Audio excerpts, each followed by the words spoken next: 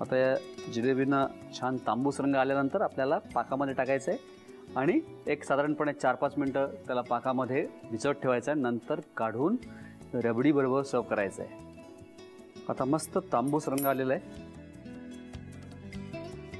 ज्या तयार झालेल्या आहेत त्या काढून घेऊ आपण जिलेबी.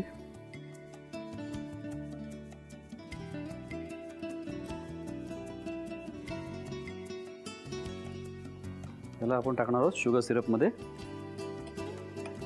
आहे की नाही एकदम इझी. याला आपल्याला साधारणपणे 5-1 मिनटं पाकामध्ये भिजवत ठेवायचं आहे जिलेबीला आणि नंतर काढायचं आहे. मला असं झालंय मी याला कधी टेस्ट करतो असं आहे. आज एकदम खास दिवस आहे, धनत्रयोदशीचा दिवस आहे आणि आजचा दिवस खास झाला पाहिजे आणि तो आपण खास करणार आहोत गिट्सच्या जिलेबीपासून आणि रबडीपासून. येस, आता आपण बघणार आहोत गिट्सची रबडी कशी करायची. काही नाही, ही पण 3 स्टेपमध्ये करायची आहे. पॅकेट उघडायचं आहे, त्याच्यामध्ये 500 ml दूध टाकायचं आहे, त्याला उकळायचं आहे दुसऱ्या स्टेपमध्ये आणि तिसऱ्या स्टेपमध्ये त्याला थंड करून सर्व करायचं आहे. बस, वाह.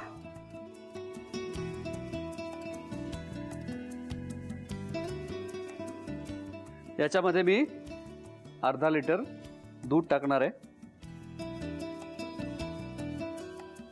या गिट्सच्या प्रॉडक्टची खासियत हीच आहे की झटपट होणार आहे. याला आपण मिक्स केलेलं आहे. बस, आता एक पॅन घेतोय, त्याला गरम करतो. त्याच्यामध्ये हे मिक्सचर टाकतोय. याच्यामध्ये दुसरं काही टाकायची जरूरत नाही. साखर आहे, त्याच्यात जे रबडीसाठी फ्लेवरिंग्स असतात, वेलची वगैरे सगळ्या गोष्टी टाकलेल्या आहेत. फक्त त्याला गरम करायचं आहे आणि आपल्याला पाहिजे तो घट्टपणा, म्हणजे कधी तुम्हाला जर एकदम घट्ट पाहिजे असेल रबडी तर थोडंसं जास्त उकळायला लागेल, आटवायला लागेल, त्याप्रमाणे ॲडजस्ट करायचं आहे. आणि गरम जिलेबी आणि त्याच्यासोबत थंड रबडी, वाह, कॉम्बिनेशन मस्त आहे. मी आता गॅस बंद करून घेतोय आणि याला पूर्ण थंड करून घेणार आहे फ्रीजमध्ये ठेवून. त्याच्यानंतर जिलेबी आणि रबडी एका प्लेटमध्ये काढून घेतो, सजावट करून घेतो. तोपर्यंत तुम्ही साहित्य आणि कृती लिहून घ्या. गिट्स जिलेबी आणि रबडीसाठी लागणारे साहित्य: दूध, साखर, ड्रायफ्रूटची भरड, केशर, गिट्स रबडी मिक्स पॅकेट, गिट्सचं तूप आणि गिट्स जिलेबी मिक्स पॅकेट. कृती: प्रथम कढईमध्ये साखरेचा पाक तयार करून घ्यावा. एका बाउलमध्ये गिट्स जिलेबीचं पीठ घेऊन त्यामध्ये प्रमाणानुसार पाणी घालून मिश्रण फेटून घ्यावं. फ्राईंग पॅन मध्ये गिट्सचं तूप गरम करून घ्यावं. साखरेच्या पाकामध्ये केशर घालून नीट मिसळून घ्यावं. फ्राईंग पॅन मधील तुपामध्ये जिलेबीचा आकार तयार करून तळून घ्यावा. जिलेबी खरपूस तळल्यानंतर ती साखरेच्या पाकात घालावी आणि 5 ते 7 मिनिटं पाकात भिजवत ठेवावी. रबडी तयार करण्यासाठी एका बाउलमध्ये गिट्सचं रबडी मिक्स घेऊन त्यामध्ये अर्धा लिटर दूध घालून नीट मिसळून घ्यावं. फ्राईंग पॅन गरम करून त्यामध्ये रबडीचं मिश्रण घालून एक उकळी काढावी. तयार रबडी थंड झाल्यानंतर जिलेबी बरोबर सर्व्ह करावी.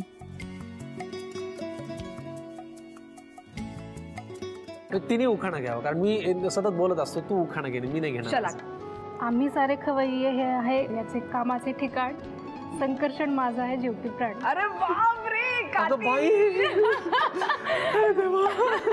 कसं वाटतंय तुला संकर्षण? की मला खरंच वाटलं होतं असं काहीतरी उखाणा. आम्ही सारे खवय्ये याचं कामाचं ठिकाण, तोच संकर्षण आहे माझा जीव की प्राण. क्या बात आहे, वा, फार सुंदर. तिच्यातही कुठेतरी लेखक कलाकार दडलेला आहेच असं म्हणायला हरकत नाही. हो, मला वाटतं आता माझ्याकडे लेखनाचं काम आलं की गपचूप तिच्याकडे द्यावं आणि मी लिहिले असं लोकांना सांगावं. फार छान उखाणा घेतलं, थँक्यू. पण अजून एक सरप्राईज आहे, म्हणजे मला माझ्या सूत्रानुसार असं कळलेलं आहे की शलाका गाते सुद्धा. हो, गाते नाही, हो नाही, तुम्ही काहीही म्हणा आपापसात, मला माझ्या सूत्रांकडनं कळलेलं आहे की तू गातेस. तर माहोल आहे आणि पाडवा आहे, दिवाळीचा सण आहे, सगळे उत्साहात प्रेक्षक आपल्याला पाहत आहेत. तर शलाका, आम्हाला सगळ्यांनाच तुझ्या आवाजात एक छोटीशी झलक ऐकायची.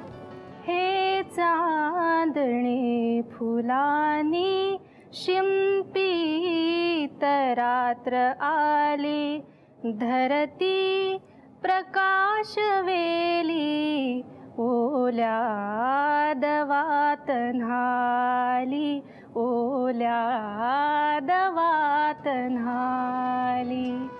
वा वा वा. हे गाणं तिने मला लग्नाच्या आधी ऐकवलं होतं आणि तेव्हा मला आवडलं होतं खूप. आता जरा तरी थोडंसं भीतीमुळे जरा कापर आलंय, पण ती खरंच हे गाणं फार सुंदर गाते. ती जितकी गोड आहे तिचा गळाही तितकाच गोड आहे. तर आता रेसिपीकडे वळूया. हो, तू लगेच वळूयात आपण. ही फार उत्तम स्वयंपाक करते. एक मिनिट ती आज काहीच करणार नाहीये कारण का ती रोज हे करते घरी, हो की नाही? हा. आणि तूही वेगवेगळ्या वहिन्यांच्या, आयांच्या, तायांच्या घरी जाऊन पोट भरतच असतोस. हो. तर आज मी असं ठरवलंय की आज आपण तुला कामाला लावूया. काय वाटतं तुला शलाका? म्हणजे दिवाळीचे धमाक्यावर धमाके. पहिल्यांदा श्रेया आली हा धमाका होता, मग बायको आली हा धमाका, आता रेसिपी मीच करायची आहे. ऍब्सोल्युटली. तर आज आम्ही सारे खवय्येचा अँकर इथे रेसिपी बनवून दाखवणार आहे. ठीक आहे, मग आपण आता हे सगळं ठरवूयात की आधी कोणी करायचं, मी नेमका कुठला पदार्थ करणार आहे, सगळं आम्ही ठरवतो. पण मी माझी जागा सोडणार नाही, माझी जागा ती आहे, मी तिथे बसणार आहे. आणि जो तिसरा धमाका माझ्यासाठी श्रेयानी ठरवून ठेवला होता त्याच्याप्रमाणे आता रेसिपी पहिली मी करणार आहे. वा. त्यासाठी लागणारं साहित्य जे आहे ते फारच कमी आहे. म्हणजे सगळ्यात आधी तर हे जे आहे ही म्हणजे मला वाटतं जादूची कांडी आहे. अरे बाप. हे जे आहे ते ह्याचं नाव आहे गिट्स गुलाबजामुन मिक्स. हे तुम्ही सुद्धा घेऊन या. हे पॅकेट पहिलं साहित्य. दुसरं आहे हे दूध. तिसरं आहे ही साखर. आणि चौथं ते गिट्स शुद्ध घी. आणि पॅन मध्ये सुद्धा आपण ते घेतलेलं तापत ठेवलंय. ओके. पहिल्यांदा आपल्याला काय करायचंय, बाउलमध्ये थोडंसं दूध घ्यायचंय, साधारण एक 60-70 ml, फार नाही. मला जरा तिकडचा तो बाउल देशील का प्लीज. त्याच्यामध्ये हे पॅकेट काढायचं. हे जे आहे याच्यातलं जे पीठ आहे हे सगळं असं काढून घ्यायचं. हे रेडीमेड आहे. आणि हे जे आपण 60 ml दूध घेतलंय ना ते कृतीच्या दुसऱ्या टप्प्यावरती ह्याच्यामध्ये मिक्स करायचं.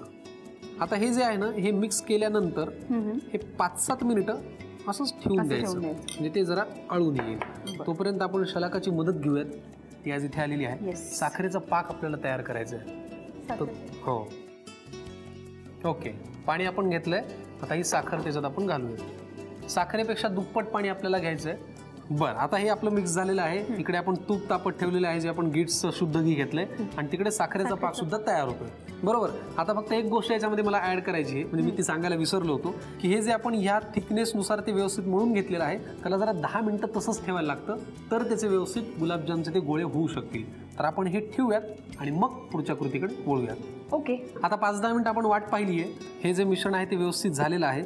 या टप्प्यामध्ये मात्र मला जरा बायकोची मदत घ्यायला लागेल, कारण त्याचे असे छान गुलाबजाम म्हणजे ते गोळे जे असतात ना ते आपल्याला तयार करायचे. पण मी पहिला करण्याचा प्रयत्न करतो. तो प्रयत्न फसलाच तर मग तू हातभार लाव. थोडंसं असं हाताला तूप लावूया. गिट्सचे गुलाबजाम मिक्सचं हे मिश्रण हे असं घ्यायचं आणि त्याचे हे व्यवस्थित असे गोळे तयार करून घ्यायचे.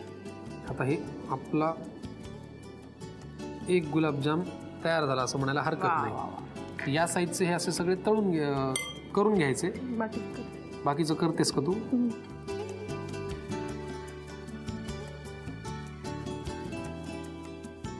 आता हे गुलाबजामचे जे गोळे आहेत ते तयार झालेले आहेत.